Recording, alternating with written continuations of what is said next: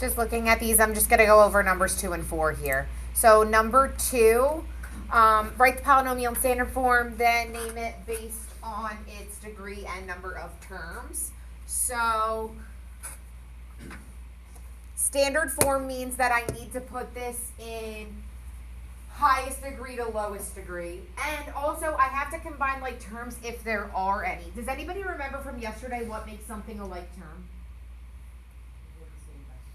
Same exponent and variable. Yep. So I'm going to start with my x to the third. That's my highest exponent. And then my next highest exponent is my squared. And then my next highest exponent is my 6x and then 2. There are no like terms here. So the highest power, the degree, is 3. And I don't expect you to know what that means, but I do expect you to take your toolkit notes out and look at that. If you look at degree 3, that's going to be a cubic. And then there are 1, 2, 3, 4 terms. And anything after 3 terms we're calling polynomial.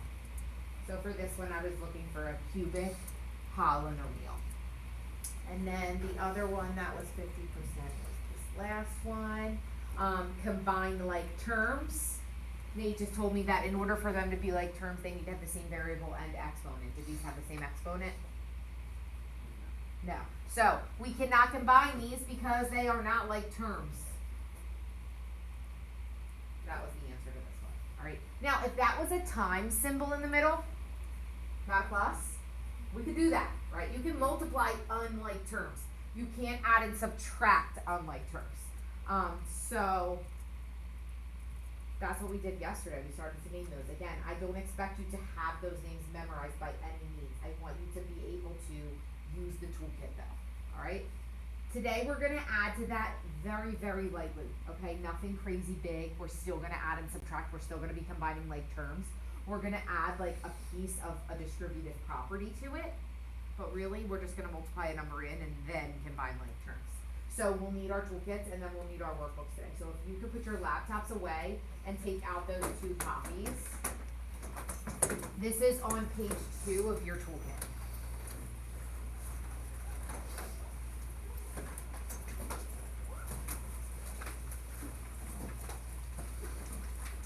The only thing that is different from the problems that you're looking at on page 2 and what we did yesterday is now that there's going to be some parentheses.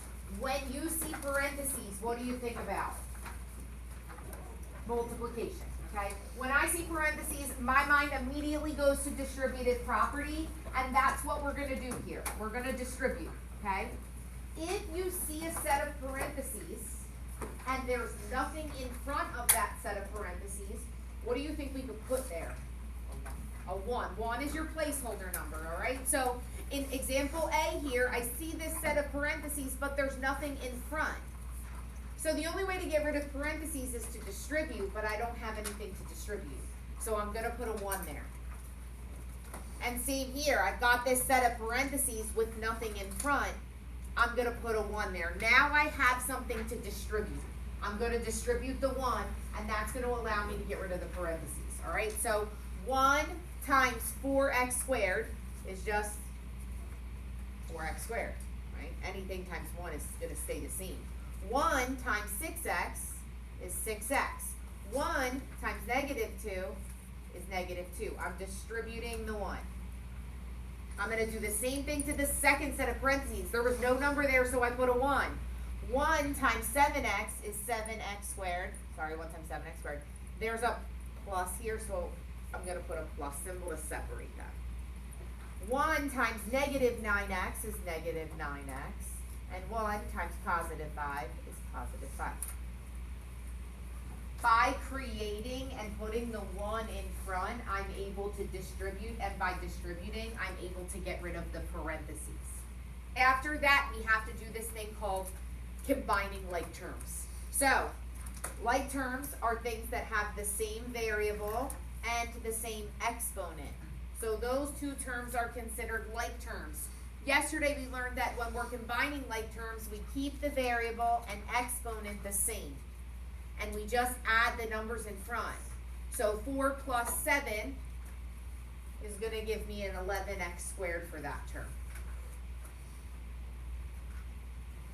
6x and negative 9x are like terms because they're both just x's. So I'm going to keep the x the same and do positive 6 minus 9. And that's negative 3. And then negative 2 and positive 5 are like terms. They're both called constants because they don't have variables with them. Negative 2 plus 5 is positive 3. And so my final answer looks like this. Easy? Now, name the polynomial. It's going to be named based on its highest exponent, which is 2. That's a quadratic. Use your chart if you need to. And there are 1, 2, 3 terms. That's a trinomial. So this one is a quadratic trinomial. Now, think back to the last unit. When you were doing problems in the last unit, and those problems involved variables, where did you go to check your answer? Y equals. You can do that here too. Same process, right? I can put this original question in Y1 and my answer in Y2. I'm not changing the value of the problem, so they should be equal. All right, so what I did was I typed the original question with the parentheses in Y1 and the simplified version in Y2, and you'll see that the table matches. This is a unit where you can check, I'd say, 98% of the problems in your calculator. So like on the test, you can check everything. All right, so this is the way to do it. It's going to be here for the whole unit in the home or the Y equals screen of the calculator. All right, let's look at the next one. I added numbers to the front of your toolkit here. I wanted to make the second example a little different from the first. So you can see that in the red, there's a 4 and a 3. Add that to your toolkit. So now we're not just distributing a 1, we're distributing a 4 to the first set of parentheses and a 3 to the second. So 4 times 6x to the third, you're just going to do 4 times 6 and keep the x to the third because there's no like combining of exponents there. 4 times 9 is 36, and then I'll just keep the x. All right. 3 times x to the third is 3x to the third. And 3 times negative 10x is negative 30x.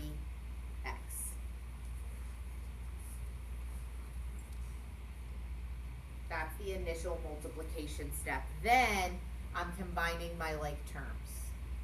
These both have x's, these both have third power, so that's 27x to the third power. And these both have just x's, so that's positive 6x. And that's my final answer in what's called standard form. The highest degrees first, and it descends. The highest degree, the highest exponent is 3. What do we call a degree 3? Starts with a C. Cubic. And there are 2 terms here, 1, 2. So this is a cubic binomial. The more we practice with these words, the more likely you're going to remember them. So we're just going to keep practicing with them. Now, what's different about C and D? C is minus and D is minus, right? The minus is the difference, okay? It's going to change some things. So, if I want to get rid of the parentheses, I have to distribute. If there's not a number in front to distribute, I put a... When you multiply something by positive 1, it doesn't change. 1 times 8x is 8x. 1 times 5 is 5. But in the second set of parentheses, it's not a positive 1. It's a negative 1. And when you multiply something by negative 1, it changes. So here, the first set of parentheses stayed the same. The second set of parentheses stayed the same. I didn't change anything. But here they're going to change. Because negative 1 times positive 10 is going to make that positive 10 become a negative 10. And negative 1 times negative 8 that double negative is going to change it to a positive. So just make sure you're not just combining like terms in the parentheses step. You've got to do the distributive property step first and then combine like terms. Otherwise, you're going to call this 18x, but it's not 18x. It's 8 minus 10x. It's negative 2x, right? Not 18. So you can't just look at the parentheses and combine the like terms. You got to distribute and then combine. So now I can do this and call it negative 2x and this and call it 13. Right, combine the like terms. What's the highest degree of this one? 1, right? We talked about how if there isn't an exponent on this, it's a degree 1. You don't have to write the 1. A degree 1 is called linear. And there are 2 terms, so this is another binomial.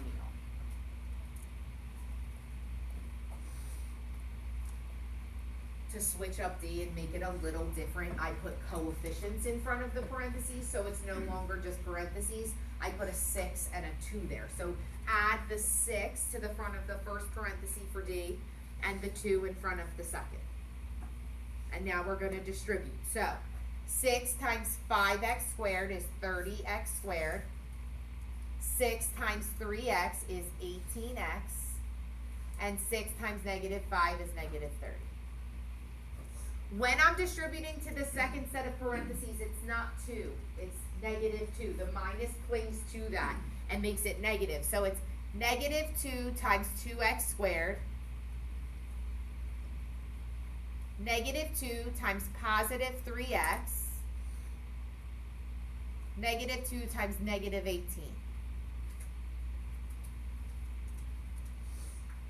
All right, so I'm distributing the negative to everything here. And now I'm going to combine my like terms. These are both x squared, so that's going to be a 26x squared. I got an 18, which doesn't really look like an 18, does it? I've got an 18 and a negative 6, so that's 12.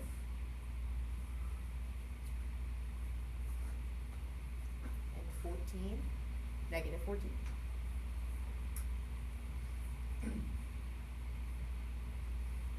The highest degree, the highest exponent is 2, so that's a quadratic.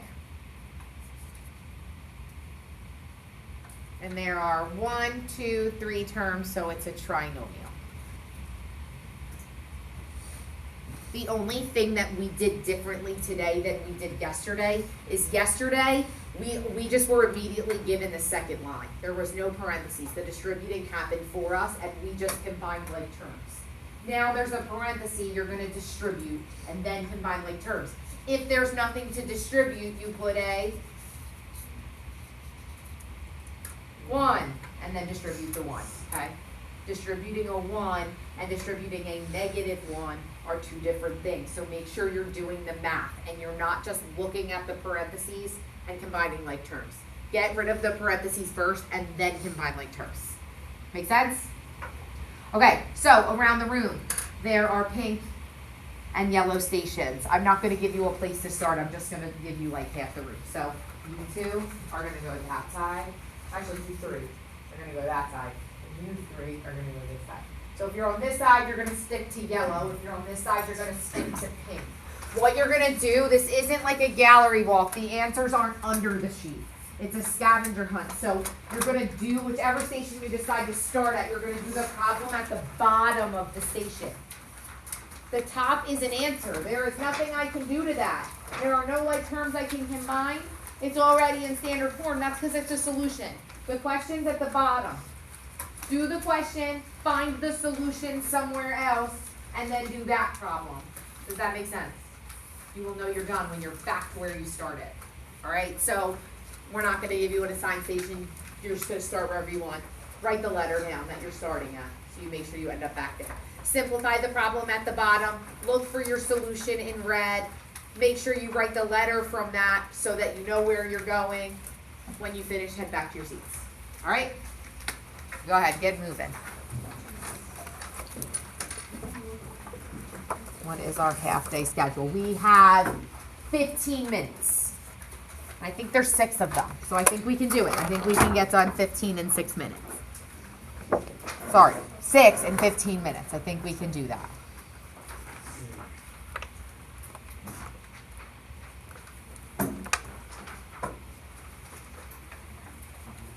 If your answer's not showing up, feel free to raise your hand, come see me, I will help you out.